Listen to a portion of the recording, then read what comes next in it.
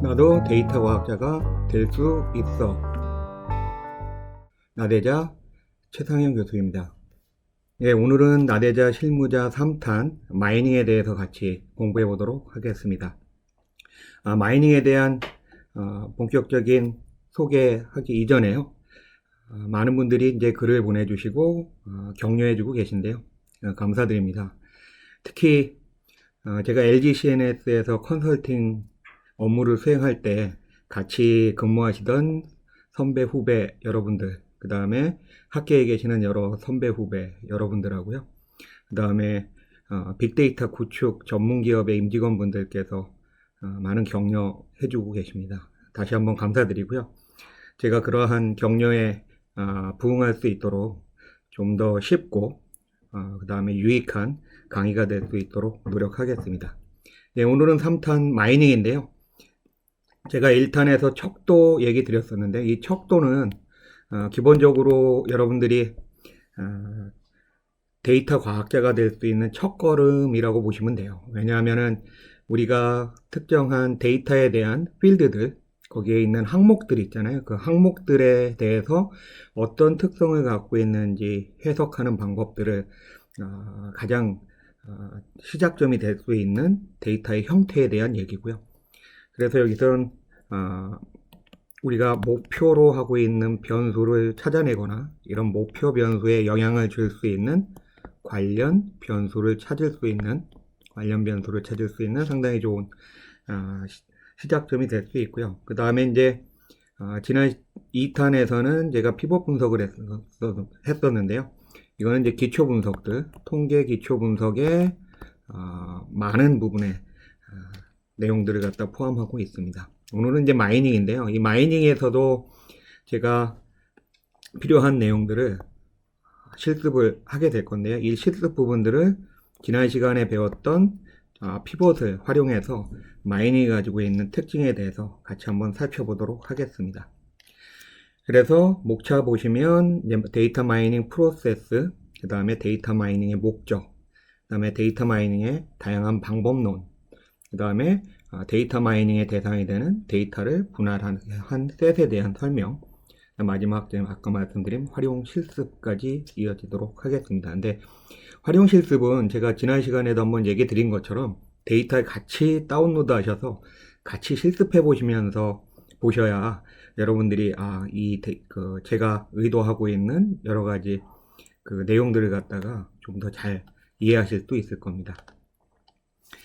먼저 이제 데이터 마이닝 프로세스에 대한 얘기를 드릴 텐데요. 이 자료는 페이아드라고 하는 분이 96년도에 KDD 프로세스를 구축하는 스텝이라고 하는 내용의 연구에서 발표했던 내용을 참조하고 있습니다. 그래서 90년대 말에 데이터 마이닝이라고 하는 학문이 만들어지면서 많이 이제 셋업돼 나갈 때 데이터 마이닝이라는 용어를 쓰지 않고요. 보시는 것처럼 KDD라는 용어를 썼었습니다. 그래서 KDD라고 하는 것은 Knowledge Discovery Process in Database라고 해서 데이터베이스 상에 존재하고 있는 여러 가지 지식, knowledge들을 발견해 나가는 과정이다 라는 얘기를 썼었고요. 그때 이제 같이 유행했던 용어가 여러분들 많이 들어보셨을 건데요. BI라고 하는 Business Intelligence라고 하는 용어에 대해서 같이 얘기를 했었습니다. 그래서 전체적인 지식을 찾아나가는 과정을 한번 살펴보시면요. 제가 지난 시간 그 기업체가 사용하고 있는 여러 가지 시스템에 대해서 설명을 했었는데요. ERP, 그 다음에 CRM, 그 다음에 SCM과 같은 이런 시스템들을 갖다가 제가 구분을 해서 온라인 트랜잭션 프로세싱을 위한 OLTP, 기관계 시스템이라고 얘기할 수 있는데요. 이런 기관계 시스템으로부터 필요한 데이터를 셀렉션, 샘플링해서 우리가 필요로 하는 데이터베이스를 만드는데 이거를 데이터 저장소, 데이터 웨어하우스라고 얘기합니다. 이제 줄여서 이제 DW라고 부르죠. 데이터 웨어하우스를 만들면 여기 내에는 우리가 필요한 내용, 필요한 부분들을 갖다가 발췌해서 분석할 수 있는 기반이 되는 아주 큰 기반 시스템이라고 볼 수가 있고요. 이런 데이터 웨어하우스로부터 우리가 어떠한 목적을 가지고 타겟 데이터를 찾아내고, 그래서 이런 타겟 데이터를 찾아내고 이에 영향을 주는 변수를 찾아내는 과정들을 진행하게 되는데요. 이를 하기 위해서는 보시는 것처럼 전처리, 프리프로세싱이라 해서, 전처리는 이제 여러 가지 과정들을 포함합니다. 이제 결측치에 대한 처리라든가, 아니면은 우리가 그 이상치에 대한 데이터를 찾아서 없앤다거나 하는 그 클렌징 작업까지를 포함하게 되고요. 이렇게 깨끗하게 만들어진 데이터를 통해서 우리에게 필요한 정보를 변환하고 줄여주는 작업들을 해서, 이렇게 변환된 데이터에 기반해서 데이터 마이닝이라고 하는 절차를 적용하게 되죠. 데이터 마이닝에 다양한 알고리즘을 적용해서 우리가 하고자 하는 바는 패턴이나 트렌드를 찾아서 이와 같은 것들을 비주얼라이제이션, 시각화라고 하는 툴에 의해서 사용자들에게 보여주고요. 그 다음에 그 나온 결과에 대해서 평가를 해서 해당되는 성능을 평가하고, 그 결과에 따라서 다시 한번 데이터 습득하는 과정으로 되돌리는, 피드백하는 이런 과정으로 진행이 되는 게 바로 데이터 마이닝 프로세스라고 할 수가 있습니다. 그러면 데이터 마이닝을 수행하는 목적이 무엇이냐에 대해서 많은 그 정의서, 정의 같은 것들이 그 책들에 나와 있는데요. 제가 생각하고 있는 데이터 마이닝의 목적은 딱 한 가지입니다. 예측입니다. 예측. 프리딕션. 데이터 마이닝을 왜 적용하느냐라고 하면 예측하려고 그런다는 거죠. 예측. 뭔가를 예측해내겠다. 뭘 예측하냐? 예를 들면 중고 자동차 가격을 예측한다. 또는 해당되는 사람의 클래스, 즉 이 사람이 우량 고객이 될 건지 아닌지, 이런 것들을 예측한다. 이런 것들이 다 예측이라고 할 수 있습니다. 근데 이런 예측을 수행하려면요, 기본적으로 우리가 가지고 있는 데이터에 대한 지금 그 필드들, 이런 것들이 여러 가지 데이터를 가지고 있게 되는데요. 나이나 고객이라고 한다 그러면은, 우리의 고객이라고 한다면 나이나 주소나 수입이나 취미. 그럼 여기서 보시는 것처럼 어떤 데이터는 수입과 같은, 나이와 같은 어떤 정량적 형태의 수치형 변수가 될 수 있지만, 주소나 취미와 같이 정성적 변수들이 존재할 수도 있습니다. 근데 이제 우리가 지금까지 분석해 온 그 과거를 갖다 한번 살펴보시면요, 대개들은 수치형 변수를 가지고 하는 통계적 작업들에 익숙하다 보니까 상관계수를 구하거나 이런 식의 정량적 변수만을 가지고 작업을 하는 경우가 대부분이었는데요. 무엇보다 중요한 건 이 예측을 하기 위해서는 릴레이션, 관계라고 하는 걸 찾아내야 됩니다. 릴레이션. 이러한 우리의 사용자들, 즉 개체, 사용자라고 하는 개체, 또는 우리가 제조하고 있는 제품이라고 하는 개체들 간의 릴레이션이 있을 수 있고요. 그 다음에 각 개체 안에 있는 속성 간의 릴레이션이 있을 수가 있습니다. 그래서 개체 간 릴레이션과 속성 간의 릴레이션으로 크게 나누어 볼 수가 있고요. 이 개체 간의 릴레이션을 통해서 마트 같은 데서는 고객이 사간 장바구니 분석을 통해서 어떤 제품과 어떤 제품이 같이 팔려 나간다라고 하는, 같이 장바구니에 포함된다라고 하는 장바구니 분석을 수행할 수가 있고요. 그 다음에 사람이라고 하는 개체에 대해서는 특정인과 특정인 간의 관계에 있어서 얼마만큼 서로 간에 트윗하고 서로 리트윗하고 반응하고 하는 식의 네트워크 관계, 그래서 소셜 네트워크 분석이 되는 거고요. 그 다음에 하나의 데이터 내에서에 있는 필드들 간의 속성 간의 릴레이션을 통해서는 과연 나이가 비슷한 사람들끼리의 집합, 또는 취미가 비슷한 사람들 간의 집합, 수입이 비슷한 사람들 간의 집합들의 특성을 찾아내는 것과 같은 군집 분석들을 수행할 수가 있고요. 그 다음에 이런 데이터 필드들이 너무 많게 되면 우리가 중요한 필드를 찾아내게 되거든요. 그래서 중요한 필드, 속성이라고 하는 것들을 찾아내가는 과정이 바로 차원 축소라고 하는 방법론으로 제시가 되는 겁니다. 그런데 아까 얘기 드린 것처럼 이러한 관계를 찾아서 예측을 하게 되는데요. 프리딕션. 이 예측이라고 하는 것은 크게 두 가지로 나뉩니다. 뭐냐면 제가 척도에서 굉장히 그 데이터 과학자의 첫걸음 중요하다라고 얘기를 하면서 우리가 목표로 하고 있는 타겟으로 하고 있는 변수 값이 과연 정성적 변수냐 정량적 변수냐에 따라서 만약에 그 변수가 정성적 변수였었다. 즉 특정인이 우량 고객이다 아니다. 또는 특정인에게 대출을 해줬는데 파산이 된다 안 된다와 같은 분류. 그래서 이거는 분류라고 하는 것은 0x로 나눈다거나 아니면은 등급으로 나눈다거나 하는 정성적인 분류에 해당하는 문제가 돼서요. 그런 문제들은 나이브 베이지안 방법이나 의사결정나무 방법으로 적용이 가능하고요.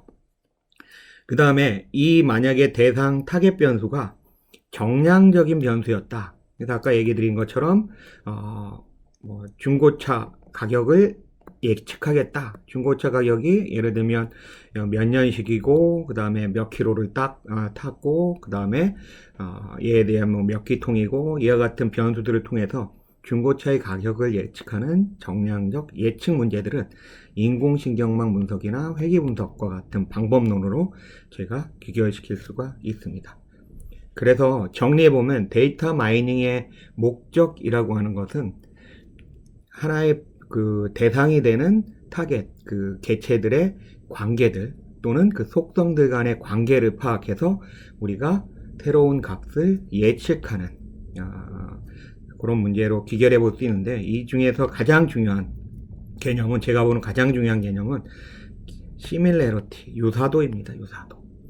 유사도라고 하는 게 특정한 개체와 개체 간에 얼마만큼 비슷하냐 라고 하는 것들을 예측해서 그 해당되는 유사한 개체들이 가장 많은 다수를 이루고 있는 속성들을 찾아내는 어떤 물건을 같이 샀느냐. 아까 얘기 드린 것처럼 취미가 비슷한 사람들끼리 어떠한 물건들을 많이 사느냐라고 하는 것들이 바로 우리가 찾고자 하는 예측의 문제가 되면서요. 그런 예측을 하기 위해서는 유사한 개체를 찾아내야 되고요. 또한 속성들 간에 있어서는 이 속성들 값들을 가지고서 과연 이 유사한 정도를 측정하는, 그래서 유사도 측정치가 굉장히 중요하게 되는데요. 가장 쉬운 유사도 측정치는 거리, 디스턴스를 쓰는, 그래서 그 어떠한 속성 값들 간의 차이의 제곱을 해서 이걸 전체를 모든 속성들에 대한 계산을 한 결과를 갖고 또 더 쉬운 게 우리가 디스턴스라고 하잖아요. 유클리디안 디스턴스라고 하는데요. 그와 같은 디스턴스를 쓰거나 아니면 코사인 척도를 쓰거나 하는 유사도를 갖다 측정을 해서 비슷한 정도를 찾아내고 비슷한 정도에 따라서 예측을 해주는 결과값을 찾아내는 방법이라고 할 수가 있습니다. 근데 이 특징적인 게 지금 이 거리나 코사인 척도라고 하는 유사도는 바로 정량적인 수치에 따르는 유사도고요. 정성적인 변수, 속성에 기반한 유사도를 계산하는 방법들도 다양하게 연구할 필요가 있습니다. 그래서 연구자 입장에서는 이런 정성적인 척도를 갖고 유사도를 찾는 방법 같은 걸 연구하시면 굉장히 좋을 거고요. 이따가 제가 뒷부분에 그런 관계의 예로서 제 피벗 테이블을 가지고서 한번 사례를 보여드릴 건데요. 정성적인 척도를 사용해서도 이게 어느 정도 유사도가 있느냐라고 하는 것들을 발견할 수도 있습니다. 데이터 마이닝 방법론은 크게 교사학습과 비교사학습으로 나눌 수가 있습니다. 이제 데이터 마이닝 책들에 가장 많이 나오는 내용들인데요. 이 교사학습, 슈퍼바이드 러닝이라고 하는 방법론들은 주로 주요 출력 변수의 값, 그래서 이게 예를 들면 정성적인 변수에서는 구매하느냐 구매하지 않느냐, 또는 아까 같이 중고차 가격의 값 예측할 때 그 해당되는 출력 변수의 값이 알려져 있어야 된다. 즉 출력 변수가 존재하는 경우 우리가 교사학습이라고 얘기해서요. 그래서 이러한 출력 변수의 값을 예측하기 위해서 그 이외의 변수, 출력 변수가 아닌 다른 변수가 과연 어떻게 이 출력 변수 값을 예측하는데 도움을 줄 수 있느냐라고 하는 것들을 학습시키고 훈련시키는 다양한 방법론이 있는 겁니다. 그게 가장 대표적인 방법론이 선형회귀 분석이고요. 요거는 뭐 잘 아시겠지만 특정한 변수와 변수 간의 관계를 갖다 규명하기 위해서 특정한 목표치를 y라고 뒀을 때 얘는 a0 플러스 a1 x1에서 단순 선형 회귀 분석에서는 x1이라고 하는 값에 따라서 y 값을 예측하겠다라고 하는 관계죠, 그죠? 릴레이션이죠. 그래서 이런 것들은 선형 관계에 있는 거고요. 그 이외에 이제 다른 판별 분석이나 역전파, 신경망 등의 교사 학습 방법들이 존재합니다. 그 다음에 두 번째는 비교사 학습이라 그래서 뭐 이거를 갖다가 이제 비교사 또는 자율학습이라고 얘기를 하는데요. 자율적으로 학습을 한다는 거죠. 그래서 슈퍼바이드 러닝에 상반되는 개념으로 언슈퍼바이드 러닝이라고 얘기하는데요. 요거는 예측 또는 분류를 위해서 필요한 출력 변수가 없는 경우에 사용되는 알고리즘을 비교사 학습이라고 얘기합니다.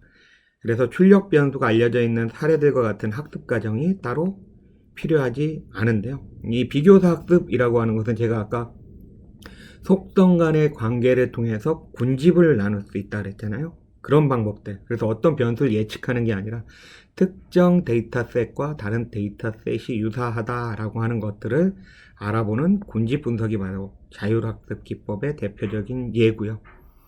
그래서 이제 많이들 분석할 때 예를 들면 이제 특정 지역, 예를 들면 서울시를 몇 개의 구역으로 나눠서 권역으로 나눠서 어느 권역은 아파트가 많으면서 학원도 많고 그 다음에 거기에 셀러리맨이 많은 지역, 또 어느 지역은 아파트 별로 없고 단독주택이 많으면서 그 다음에 거기 셀러리맨보다는 자영업자들이 많은 지역, 이런 식의 특정한 군집에 대한 특성을 찾아내는 속성값에 따라서 그런 방법들이 있고요.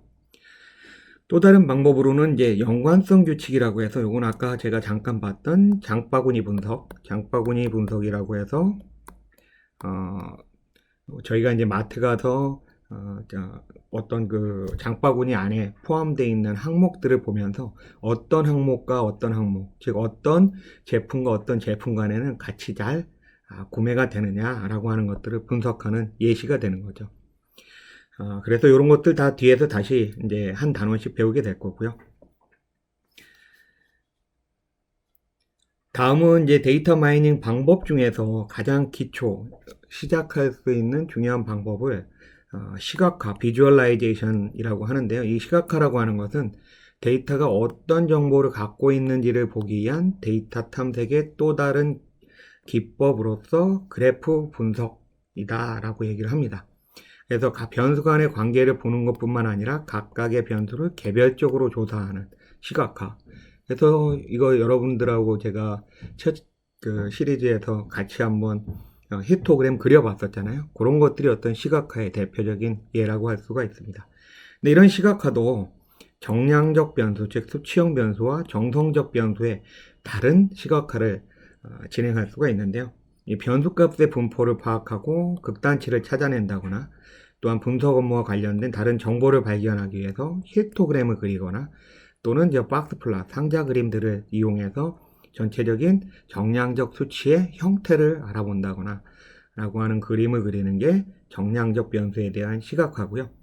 정성적 분석에 대한 변수에 대한 시각화는 제가 지난 시간에 해봤던 것처럼 어떤 파이 차트 같은 것들을 그리거나 아니면 막대 그래프와 같은 차트를 그려서 시각적인 효과를 찾아내는, 그래서 볼 수 있는 데이터를 만들어 주는 거고요. 이거는 변수 간에 가능한 관계의 유형, 그 다음에 극단치를 찾기 위한 수치형 변수에 대한 산점도 같은 것들이 이용이 됩니다. 그래서 오늘 마이닝 실습에서 해보실 것들은 여러분들이 이런 것들을 정량적, 정성적 변수에 대한 시각화를 해나가는, 그래서 결국 그런 시각화를 통해 관계, 릴레이션을 찾아내는 방법에 대해서 실습을 해보도록 할 겁니다. 이와 같은 데이터 마이닝을 적용할 때 우리가 대상이 되는 데이터 셋을 갖다 분할하게 되는데요. 주로 이제 아까 앞쪽에서 말씀드렸던 것처럼 자율학습에서는 관계를 학습하기 위한 학습용 데이터가 존재를 하게 되고요. 그거를 이제 검증하기 위한 검증용 집합, 마지막으로 검증된 결과를 테스트하기 위한 평가용 집합으로 나누게 되는데요. 이런 용어들을 데이터 마이닝에서 많이 사용하고 있기 때문에 제가 이제 설명을 드리는데요. 첫 번째 트레이닝 파티션이라고 하는 것은 일반적으로 가장 크기가 큰 집합으로서 분석 대상인 다양한 모형을 구축하기 위해 사용되는 데이터다라고 얘기할 수가 있습니다. 그래서 이거는 다수의 모형을 개발하기 위해서 일반적으로 동일한 학습용 집합이 사용이 되는 거고요. 그 다음에 검증용 집합은 모형을 비교해서 가장 좋은 모형을 선택하기 위해서 각각의 모형의 성과를 검증하기 위해 사용하는 겁니다. 그래서 이거는 어떤 알고리즘에서는 모형을 조율하고 향상시키기 위해서 자동화된 방식으로 사용을 하게 되고요. 그 다음 마지막 이제 평가용 집합이라고 하는 것은 새로운 데이터를 가지고 선택된 모형의 성과를 평가할 때 사용하는, 그래서 홀드업 파티션 또는 테스트 파티션이라고 얘기하는데요. 이러한 데이터들이 사용이 되게 됩니다. 그래서 용어 차원에서 제가 한번 설명을 드렸던 거고요. 크게 보면 제가 아까 말씀드렸던 고객에 대한 데이터를 뭐 나이에서부터 그다음에 주소, 뭐 취미, 여러 가지 이와 같은 데이터 필드들이 있을 때요. 이 데이터 셋 중에서 특정한 셋을 잘라서 학습용 집합으로 쓰게 되는데, 이 학습용 집합으로 쓴다는 얘기는 아까 말씀드렸던 변수가 만약에 나이라고 하는 거와 뭐 여기에 보면 이제 매출액이라 그럴까요? 매출이라고 하는 거에 상관관계를 구하기 위해서 y는 a0 플러스 a1 x1 해서 이게 이제 만약에 나이라고 하고 y를 매출이라고 한다 그러면 이런 나이에 따라서 매출이 얼마나 이루어질까를 수식을 여기에 있는 데이터, 즉 학습용 집합을 통해서 a0와 a1의 값을 찾아내는 겁니다. a0와 a1의 값을 찾아내게 되고요. 과연 이게 맞는지를 요 뒤에 있는 밸리데이션 데이터를 가지고 집어넣어 보는 거죠. 그래서 요 값에다가 나이 값들을 다 집어넣었을 때 과연 이 값들이 y 값이 뭐가 나오느냐라고 하는 예측치를 찾아내고, 그래도 여기가 매출에 대한 예측 매출이 되는 거고요. 예측 매출치. 그러면 요 예측 매출치와 실제 매출치가 있으면 요거와 요거 간의 차이가 이 모형에 대한 오차가 되는 거죠. 그죠? 오차. 그래서 이렇게 찾아내는 방식대로 적용을 한 다음에 이런 오차를 최소화해 줄 수 있는 방법을 선택하게 됩니다. 그래서 그런 방법을 선택한 후에 나중에 평가형 집합에 집어넣고 해당되는 모형들을 평가해내게 되죠. 그래서 지금 제가 예를 들었던 건 선형회귀 분석 모형을 넣었을 때의 평가형 집합으로 테스트하고요. 또 이거를 신경망 모형에 넣어서 또 테스트한 다음에 어떤 모형이 더 정확한지를 선택할 때 사용하는 모형이라고 할 수가 있습니다. 제가 잠깐 쉬었다가 두 번째 시간에 활용 실습을 하게 된대요.